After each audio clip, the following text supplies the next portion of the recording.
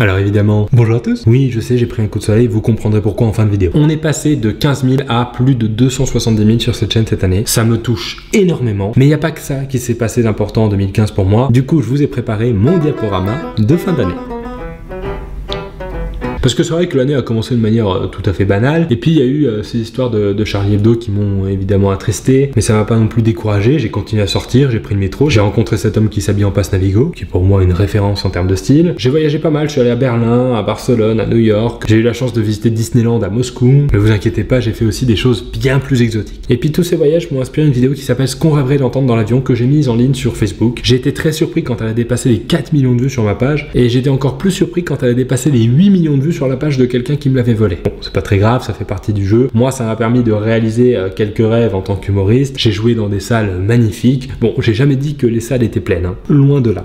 D'accord? En même temps, pour ma défense, à chaque fois que j'allais dans un festival, il y a une chaîne concurrente qui essayait de mettre des bâtons dans les roues. C'est pas très sympa, ça. Puis cette année, j'ai eu pour la première fois de ma vie mon affiche dans le métro. Ça, c'est classe. Vous voyez, elle est juste là. Voilà. J'ai fait le festival d'Avignon avec plein de gens sympas. C'est cette photo d'ailleurs qui m'a fait me rendre compte que je devais faire un régime. Donc j'ai fait attention à mon alimentation, j'ai fait du sport, des choses très intenses, très intenses. J'ai mis vraiment beaucoup de cœur à l'ouvrage. Puis quand je me suis rendu compte que ma condition physique se résumait à cette photo, je me suis un peu lâché, quoi. Voilà. Un tout petit peu. J'ai eu la chance de tourner avec plein de gens sympas cette année qui me demandaient pas forcément des contreparties financières pour participer à mes vidéos. J'ai eu les conseils de drague d'un enfant de 6 ans qui m'ont aidé aussi à être à l'aise avec les filles apparemment. Il y a eu tout un délire autour de la carotte, je crois. Vous vous rappelez? J'ai pas trop compris, mais vous, ça vous est marré, donc c'est le principal. J'ai créé mon logo qui a été très apprécié sur les réseaux sociaux. C'est moche. En même temps, de la part d'un mec qui s'appelle Pupitre.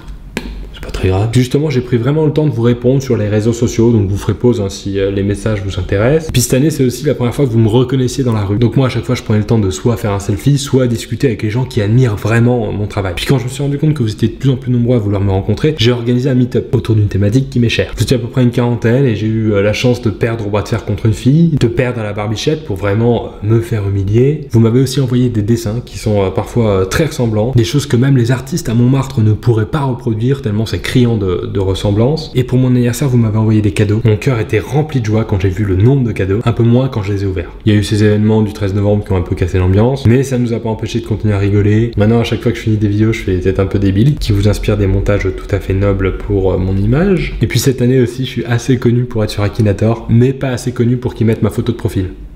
Bâtard. De toute façon, ma consécration de l'année, c'est le retweet du compte officiel de YouPorn. Il y aurait eu vraiment un avant et un après dans ma carrière. Et j'ai fini l'année à Buenos Aires, là où je suis en ce moment, d'où le faciès un peu rougeâtre, parce que mon frère qui vit ici a eu des jumeaux cette année. On m'appelle Tonton Pierrot ici. J'ai eu la chance de devenir le parrain d'un d'entre eux, donc j'étais très content, jusqu'à ce qu'on me force à, pour la première fois de ma vie, changer cet enfant.